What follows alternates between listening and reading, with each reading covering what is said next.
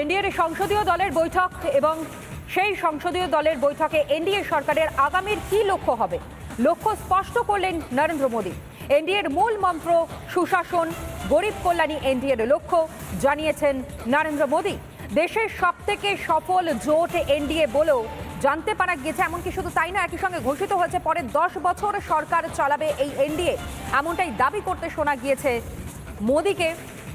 যে সংসদীয় দলের বৈঠক আজ ছিল, সেই বৈঠকে তাকে স্বাগত জানিয়েছেন শরিক দলের যারা নেতারা তারাও, এবং একই সঙ্গে এই সংসদীয় দলের বৈঠকে এনডিএ সরকারের যে আগামী লক্ষ্য রয়েছে, আগামী লক্ষ্য স্থির এবং একই সঙ্গে কোন লক্ষ্যে এগিয়ে চলবে আগামী দিনগুলোতে এই এনডিএ সরকার, সেটাও স্পষ্ট করেছেন নরেন্দ্র মোদী।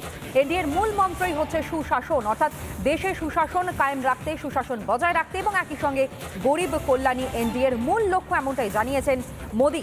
দেশের সবথেকে সফল জোট এনডিএ এবং পরের অর্থাৎ আগামী যে 10 বছর, সেই আগামী 10 বছর সরকার চালাবে এনডিএ, দাবি করেছেন নরেন্দ্র মোদী।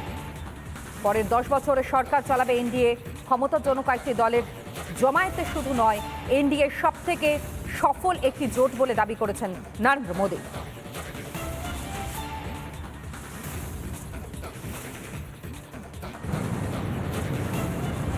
हम लोगों के सभी के कार्यकाल में, चाहे मैं गुजरात में रहा हूं या बाबू हमारे आंध्र में रहे हो या नीतीश जी ने बिहार के लिए भरपूर सेवा की हो, हम सबके अंदर केंद्र बिंदु में गरीब का कल्याण केंद्रस्थ रहा है।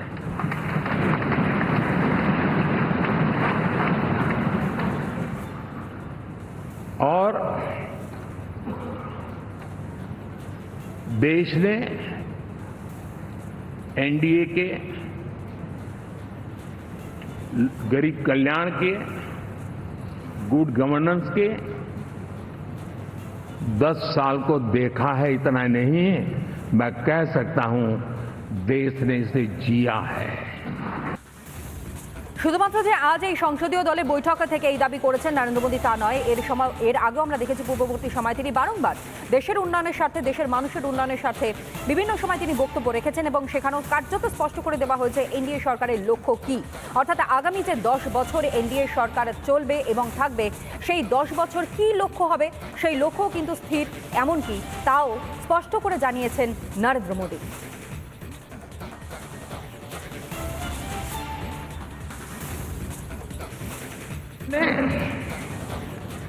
एनडीए की उसी विरासत, उसी मूल्यों को लेकर के निरंतर आगे बढ़ने का और देश को आगे बढ़ाने का प्रयास किया है।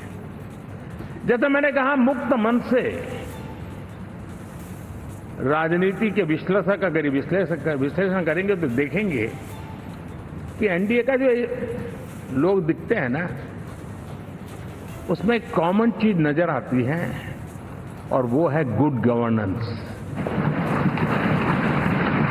इन सब ने अपने अपने समय में, अपने अपने कार्यकाल में जब जब जहां सेवा करने का मौका मिला है, गुड गवर्नेंस इस देश को दिया है। और इस प्रकार से एनडीए एक प्रकार से, एनडीए कहते ही गुड गवर्नेंस ये अपने आप पर्यायवाची बन जाता है। একদিকে যখন আগামী 10 বছরের রূপরেখা কি আছে এবং মূল লক্ষ্য এনডিএর কি তা স্পষ্ট করছেন নরেন্দ্র মোদী, ঠিক তার পাশাপাশি ইন্ডি জোটের ঐক্য নিয়েও প্রশ্ন করেছেন নরেন্দ্র মোদী। ছবি তোলার জন্য জোট ঘোষণা কটাক্ষ মোদীর, একজনের বিরোধিতা করেছিল এবং জনগণ ওদের বিরোধী আসনে বসিয়েছে, মন্তব্য নরেন্দ্র মোদীর। গণতন্ত্রের প্রতি সম্মান আসুক ইন্ডির, এমনটাই বলতে শোনা গিয়েছে নরেন্দ্র মোদীকে।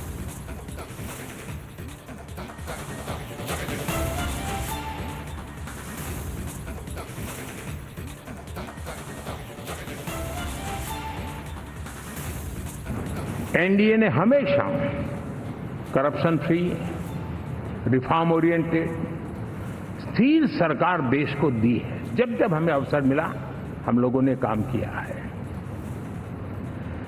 उसके सामने कांग्रेस नेतृत्व वाली यूपीए,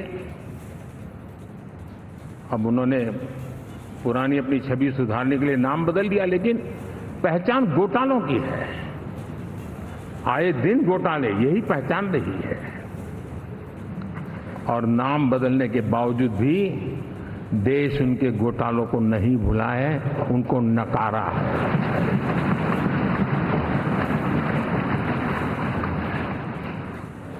और मैं कह सकता हूं साथियों, इंडी अलायंस वालों ने एक व्यक्ति का अपोज करने के वन पॉइंट एजेंडा के कारण देश की जनता ने उनको ही ऑपोजिशन में बिठा दिया है।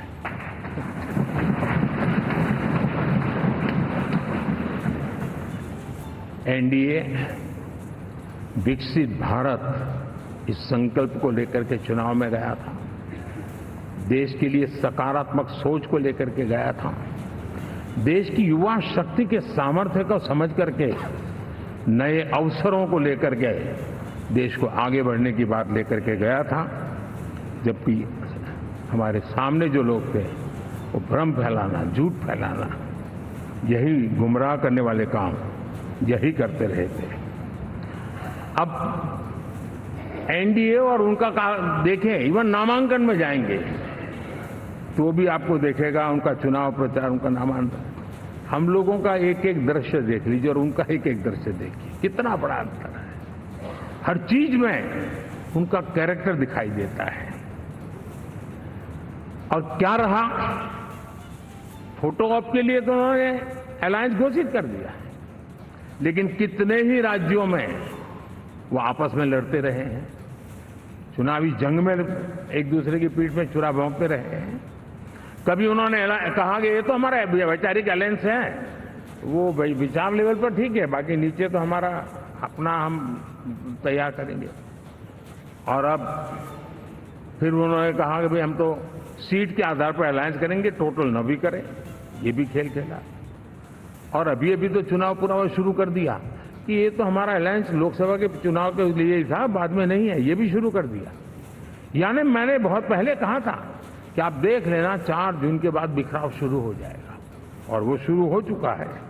इसका मतलब ये हुआ कि वो सिर्फ और सिर्फ सत्ता सुख के लिए एक दूसरे का साथ देने की कोशिश करते थे, लेकिन उनमें उनका अगर स्वार्थ निश्चित होता तो साथ देना, वरना नहीं देना, ये कैरेक्टर था।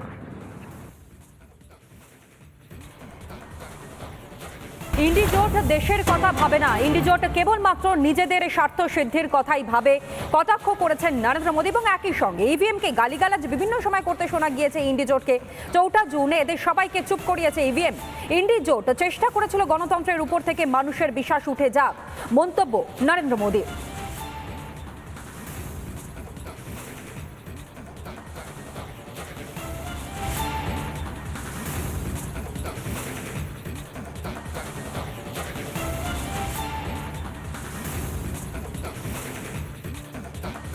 हम लोग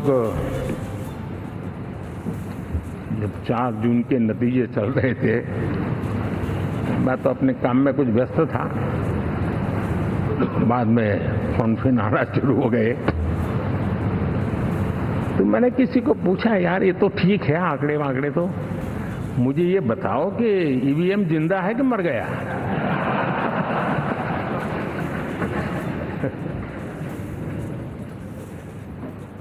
क्योंकि ये लोग तय करके बैठे थे कि भारत के लोकतंत्र और लोकतंत्र की प्रक्रिया के प्रति विश्वास ही लोगों का उठ जाए, और लगातार ईवीएम को गाली देना। और मुझे तो लगता था कि शायद इस बार वो ईवीएम की अर्थी क्या जुलूस निकालेंगे, लेकिन 4 जून शाम आते आते उनको ताले लग गए, ईवीएम ने उनको चुप कर दिया। ये ताकत है भारत के लोकतंत्र की, ये ताकत है भारत की निष्पक्षता की, ये भारत की ताकत है भारत के चुनावी तंत्र की, चुनाव आयोग की। और मैं मानता हूं कि ये आशा करता हूं कि 5 साल तो अब ईवीएम शायद मुझे नहीं सुनाई देगा, लेकिन जब 29 में हम जाएंगे तो फिर से शायद ईवीएम को लेकर के नाचने की शुरुआत करेंगे क्योंकि इनके सुधरने की संभावना बहुत कम है।